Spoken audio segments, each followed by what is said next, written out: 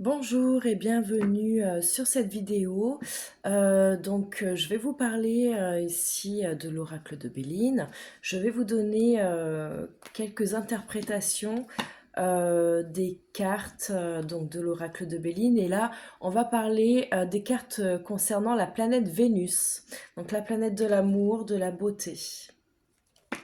Donc on commence dans cette série avec la carte du plaisir, ou plutôt des plaisirs, puisqu'il y a un S. Encore une fois, j'ai un problème de luminosité, de qualité, je suis désolée. Voilà, donc ça nous représente un instrument de musique. Donc on est dans les arts, on est dans le côté artistique ici. On peut y voir quelqu'un qui a une passion, qui fait de la musique, mais ça peut concerner toute forme d'art, comme la danse, le chant, ou même, pourquoi pas, l'écriture ou le sport, ça peut être aussi ça, hein.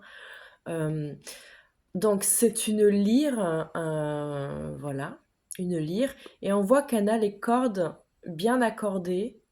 Donc là, ça me représente quelqu'un qui, avant ça, on voit un réaccordage en fait. Donc avant le réaccordage, il y avait un désaccordage. Donc avant, il faut s'imaginer comme si avant on était un instrument de musique dans lequel il manquait une corde et que quand on tire cette carte, là, ça y est, la corde est remise, on a remis tout, les trucs à son niveau, on a tout réglé, et tout est bien réglé, bien réharmonisé. Le mot-clé de cette carte, c'est l'harmonie.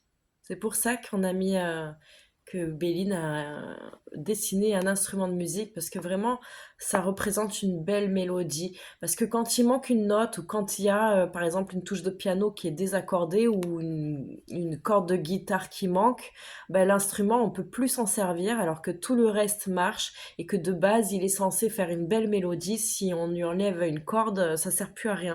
Donc là, on voit une réharmonisation, un réaccordage. On voit bien la symbolique des cordes, hein. Donc pour le corps humain, s'il y a, au niveau de la santé, s'il y a des prises de sang, on va voir que tout est bien harmonieux, tout est bien. Au niveau des relations, il y a l'harmonie, donc on s'entend bien, on se comprend, il y a de l'empathie, il y a de la bienveillance, il y a des moments de bien-être, des moments de bonheur, des moments de joie, des moments de plaisir surtout. Dans le couple, c'est pareil, c'est des moments de plaisir, des moments où on s'amuse, où on met de la musique, où on chante, on danse, on fait quelque chose, où on réaccorde les choses aussi dans notre couple, on remet les choses à leur place. Dans le travail, pareil, quelque chose qui s'arrange, on va voir qu'il y a un potentiel en vous là, qui va peut-être pas se développer parce qu'il y était là, mais peut-être pouvoir enfin se montrer parce qu'il était là depuis le début, mais il manquait une corde. Une fois qu'on a mis cette corde-là, votre potentiel, vous pouvez jouer de votre instrument, hein, c'est-à-dire de vous, vos capacités en fait, hein. Donc cette carte, elle veut dire beaucoup de choses. Voilà, donc on va passer à la carte de la paix. Je vous ai dit que Vénus, c'était une carte d'amour. Et cette carte me représente un cercueil. Car effectivement, même dans la mort, il faut y mettre de l'amour. Il faut aimer nos morts. Bon, je place ça comme ça. Mais je reviendrai sur ça. Là, pour l'instant, je vais vous décrire la carte. Donc, il s'agit, voilà, je vous l'ai dit, d'un cercueil et en dessous d'une hache. Donc là, ça représente l'expression enterrer la hache de guerre. Mais on l'a enterrée, la hache de guerre. On l'a pas brûlée ni fait disparaître. Elle existe encore, mais elle est enterrée. Donc, faut pas aller la déterrer. Et ce qu'elle veut dire, cette carte, c'est, il y a marqué la paix, hein, donc.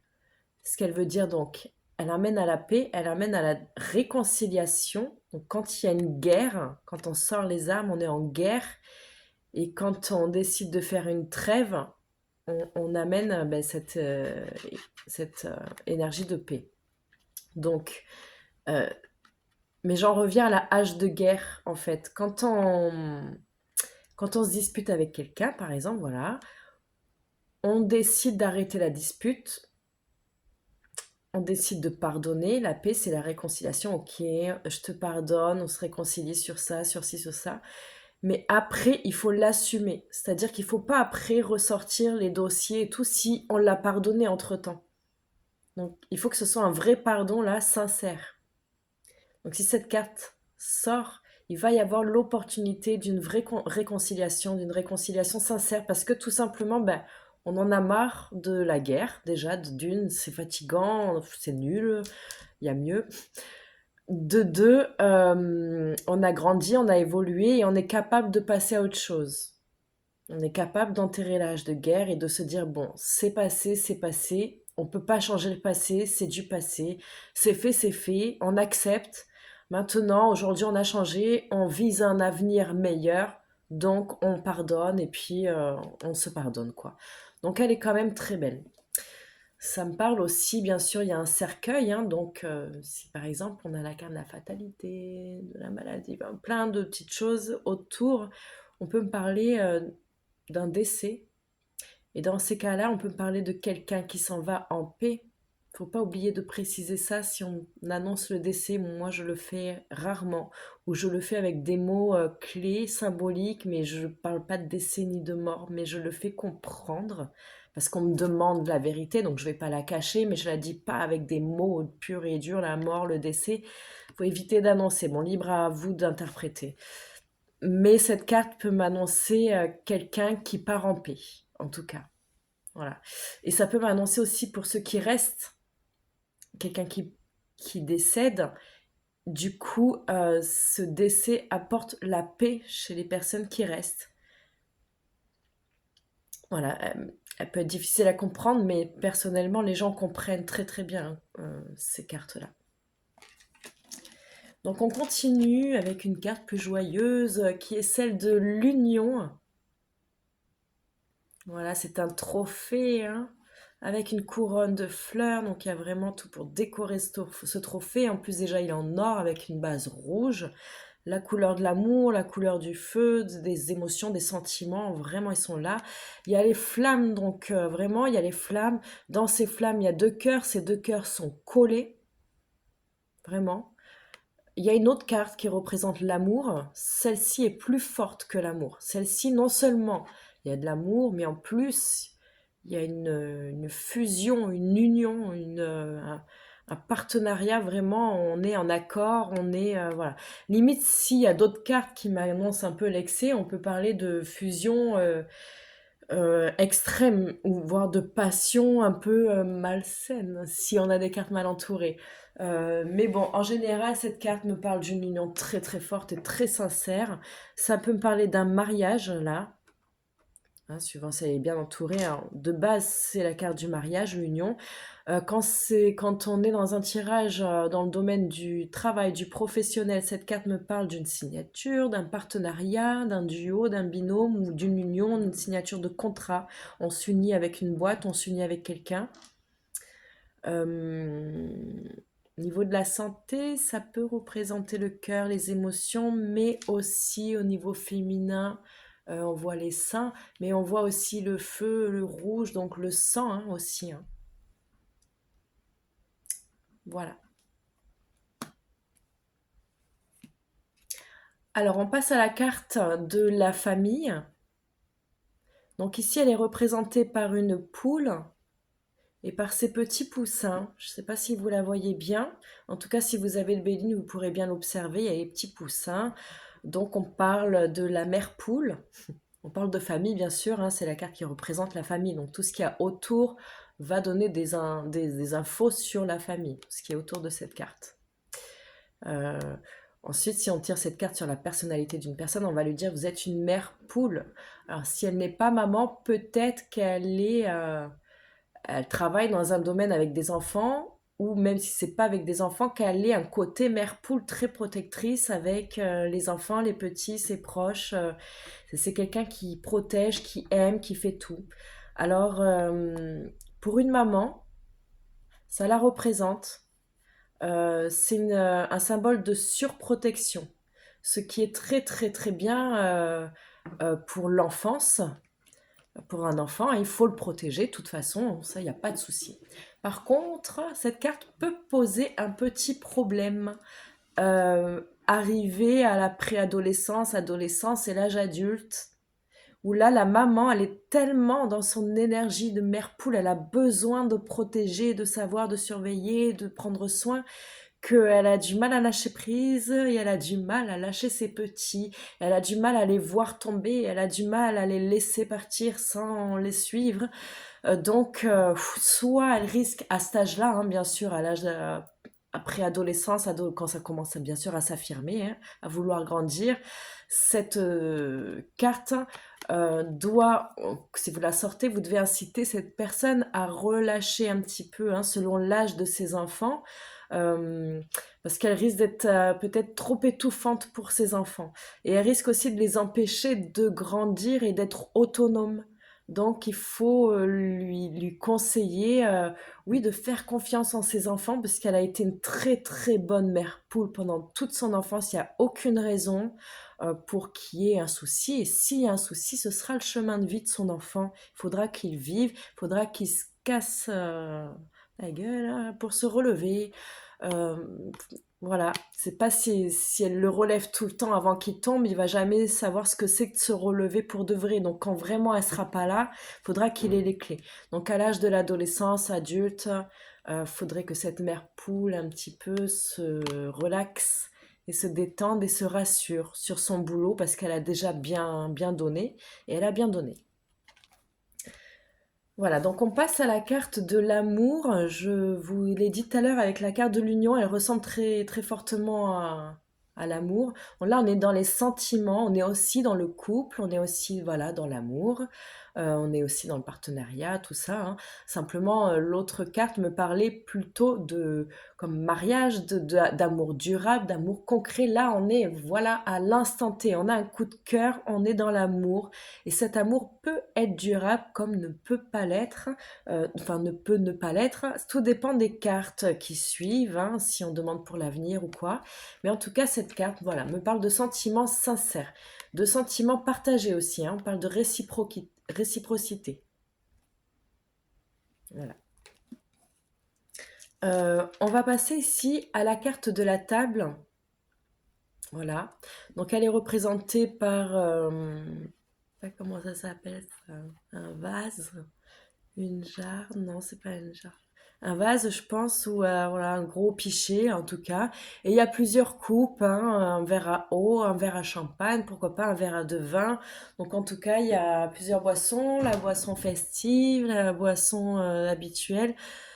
Ça représente un peu le partage. Quand on s'assoit à table pour partager, pour communiquer, pour parler, pour partager un petit peu ben, nos émotions, nos projets, tout ça.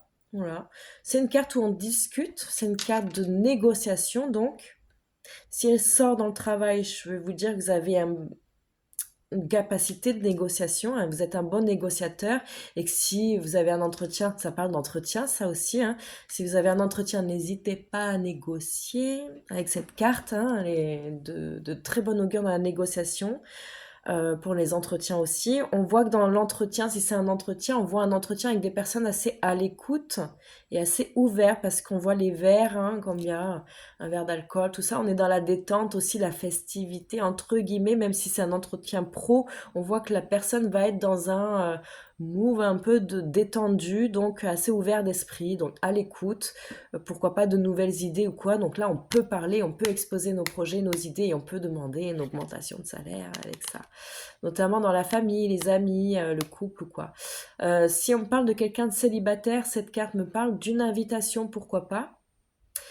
Pour quelqu'un qui est en couple aussi, hein, pourquoi pas une sortie en couple là pour vraiment se retrouver l'un et l'autre, se regarder l'un en face de l'autre, s'écouter, se partager un moment à deux.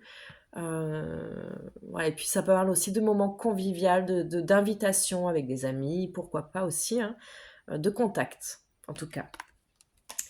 Et on va finir cette série donc avec la carte des passions. Je dis pas de la passion, des passions parce qu'il y a un S, parce qu'effectivement on peut être passionné par beaucoup de choses. Donc des choses qui nous font du bien, comme des choses qui nous font du mal. Et cette carte nous parle de ça, de bien et de mal. Attention, avec cette carte, on peut souvent l'associer uniquement à la passion qui est la passion sentimentale, amoureuse, sexuelle, bien sûr, mais elle ne parle pas que de ça, hein. Cette carte de passion parle de beaucoup, beaucoup, beaucoup de choses. Déjà, on voit un coq, donc on voit l'impulsivité, on voit, il a le sang chaud, le coq, hein, il réfléchit après. Voilà. Et plutôt dans le ressenti, il fait et après il réfléchit. Bon. Donc on a tendance à aller un peu trop vite et à pas prendre le temps de méditer sur la situation, la relation, la situation. Ensuite, on a des cœurs, donc on est capable d'aimer. On a un cœur, on est capable d'aimer, on a besoin d'amour. Tout va bien sur ça, mais en plus, il est enflammé, donc on a un cœur vraiment très fort. On a besoin d'aimer, on a besoin de donner notre amour et de recevoir. Donc on fait tout pour recevoir et on fait tout pour montrer. Là, on est dans la passion, hein. Mais il y a un hic dans cette carte, si vous le voyez, ce sont les flèches. Les deux cœurs sont brisés. Donc ça me parle de quelqu'un qui dans le passé a été blessé. Heureusement pour lui, son cœur a résisté puisqu'il est encore là, il est encore vivant avec ses flammes. Mais il est blessé, donc il a une blessure. Ce qui pousse à la passion, en fait, ça amène, quand c'est pas maîtrisé, quand les blessures sont pas bien comprises et réglées, parce qu'on peut régler les choses avec cette carte, hein, c'est pas parce que le cœur est brisé qu'on peut pas enlever cette flèche. Mais il faut enlever cet état d'esprit du coq pour enlever cette flèche. Si vous méditez dessus, vous comprendrez. Donc en fait, cette carte me parle d'un amour qui peut être malsain, d'un amour où on peut en demander plus, plus, plus, on peut devenir addict. Euh, ça peut être malsain parce qu'il peut amener à la possessivité, à l'addiction, au manque de confiance en soi, au besoin, à la jalousie même. On a peur avec cette carte de perdre, on a peur encore d'être blessé parce qu'on connaît très bien la blessure et on la ressent encore puisque la flèche est encore dedans. Donc on n'a pas du tout envie de replonger dedans, donc on est dans la méfiance. C'est une carte dans les émotions où il y a des émotions très très très fortes, mais la base est pleine d'amour. Et l'amour, entre l'amour et la haine, il n'y a qu'un pas, je dis ça en passant, parce qu'un cœur blessé peut emmener à la haine qui est le contraire de l'amour, mais qui est très proche.